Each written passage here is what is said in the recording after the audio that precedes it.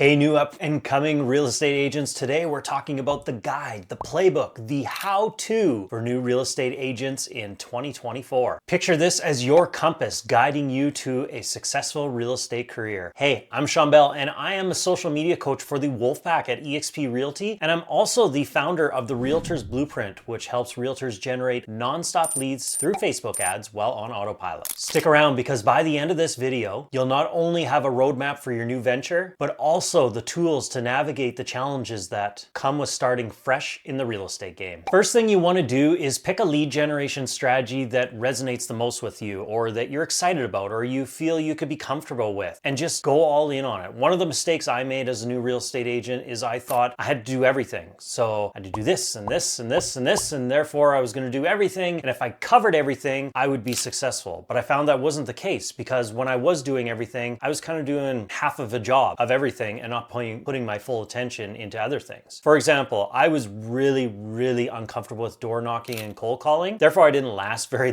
long at it, for one. And I'm sure if I would have practiced more, maybe I could have got better at it. But it was just uncomfortable for me. Therefore, I didn't really want to learn it. I didn't put the time into it or the energy. And therefore, I just did a really terrible job of it. Yet when social media came around, it was like, hey, this is a way for me as an introvert that I can actually get my voice out there and have people find me without having to get aggressively in their face, or, what I thought was aggressively with door knocking or cold calling. Therefore, I put more of my time and energy into it. So I wasn't doing a bunch of different things as I learned over the years. I obviously tried that at the start, but over the years, focused on one thing. Because then when I was focusing on that one thing and I was actually excited about it, I put more time into it. I did more research. There was a lot more effort, and therefore I could solely focus on it and not spread myself thin. And like with anything in lead generation, it takes time. Nothing's going to happen overnight. So you need to kind of keep going and build the momentum, and it kind of, snowballs from there. And if you can do that with just that one strategy, you're going to be a lot further ahead than trying to do everything at once. So I've wrote a little quick note here.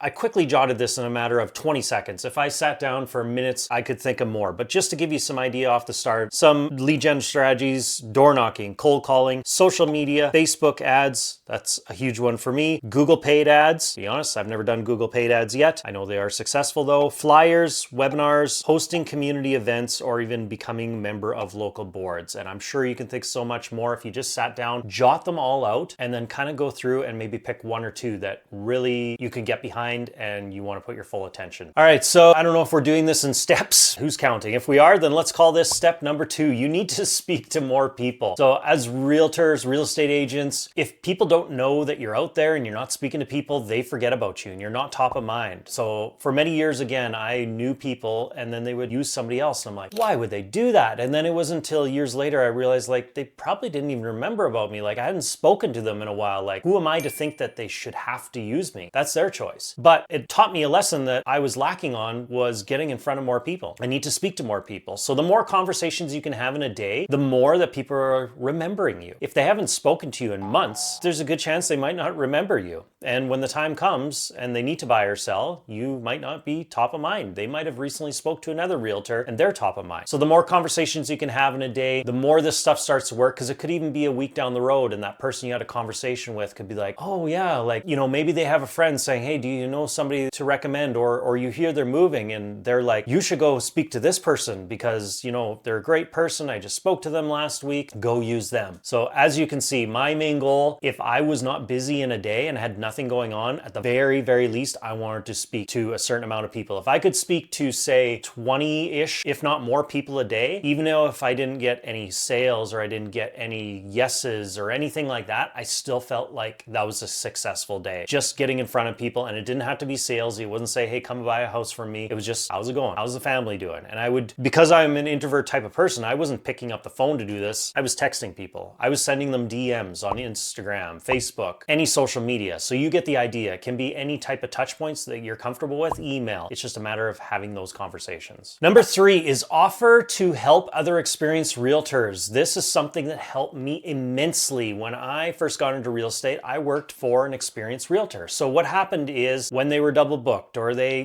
couldn't make it for a customer because they needed to be in 2 places at once, that's where I came in. So I was kind of started off like as an assistant. And if he ever went on holidays, I was looking after his stuff, and it just worked really good for me because it got my foot in the door where I got to meet more people. I got to get some reps in in with doing contracts, doing showings, listing appointments. I would even go with him when he did listing appointments. So then I got to see how he spoke to his customers. Like, it just taught me so much. You go to real estate school and basically you need to forget about all that, because that kind of teaches you how to stay out of jail. It doesn't teach you the real life stuff, which is actually how to communicate with people. So by shadowing him and seeing all that interaction and how to deal with people was a huge blessing for me. And therefore it's something I recommend you do. And a lot of realtors will be looking for this. They'll gladly take you on, because if they're so busy, you know, it might cost them a decent amount of money to hire an assistant. But if you can come in and say, hey, you know, if you need any help with showings or anything, I'll do it. And then if I sell something, well, there'll be a referral, and maybe they pay you a referral instead. That's going to be more attractive to them, because therefore they don't have to put a bunch of money up front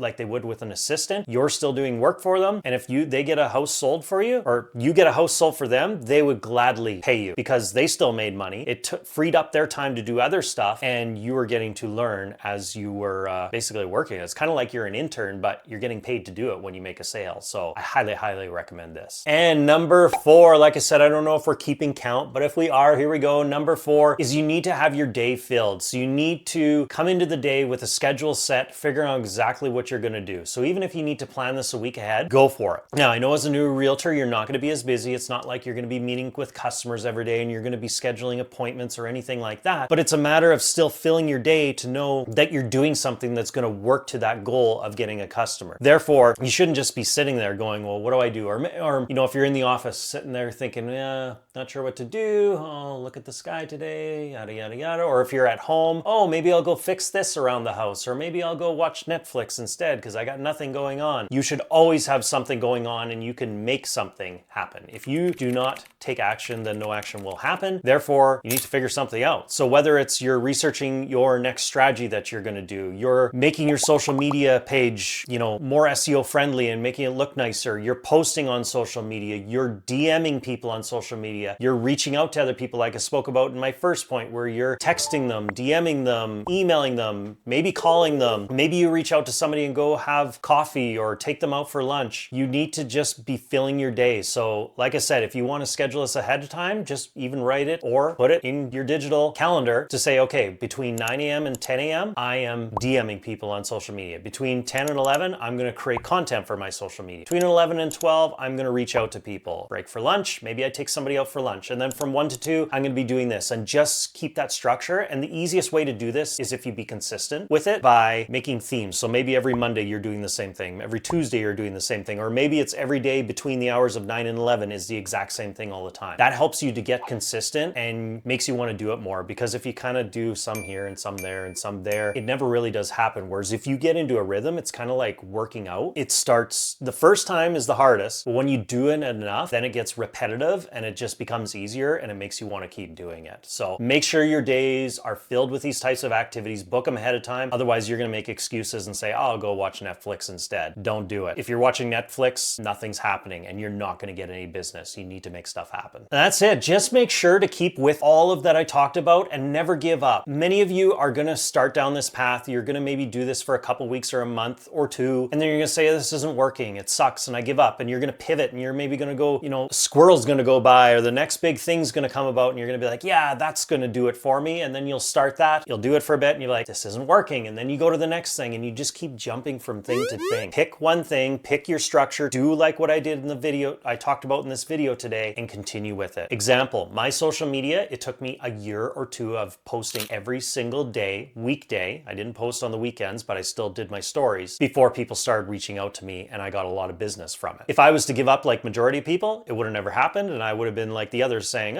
social media doesn't work. Anything you want to do will work. It's just you need to be consistent. Most people will fall off. It's that 90-10 rule that I talk about. 10% are going to do the 90% of the business. So if you can be in that 10% where you don't give up, you're going to succeed. You're going to win. So no matter what, please, please, please do not give up. All right. So talking about lead generation strategies, Facebook ads I mentioned before, kind of done a lot of them, know a little bit about Facebook ads, so I could help you out there. If you want to get a kickstart, the beauty with Facebook ads is you could have leads coming in automatically, immediately. So whenever I have realtors within my group set up Facebook ads, within the first day, they have leads coming in. So this can be a great way for you as a new realtor to get started and actually start having some conversations with people until you figure out the other strategies that you want to put on top of that. So if you would like to get started started with that. Comment with Facebook ads, and I am going to send you a free guide of my 5 killer Facebook ads that generated me 268 leads in just 7 days. So again, comment with Facebook ads and I'll hook you up. And that's it for today. Good luck with everything. If you have any other questions, please comment, let me know, reach out. I'm always happy to help. I was a brokerage owner for 8 years. I helped a lot of new realtors and I saw how lonely it can be as a new realtor with nobody to speak to. So please, I'm always happy to have a conversation. You don't owe me any money. I love to help out. If you are struggling, don't know what to do, reach out and I'd be happy to assist you. So take care, have a great day, and good luck. I can't wait to hear your success.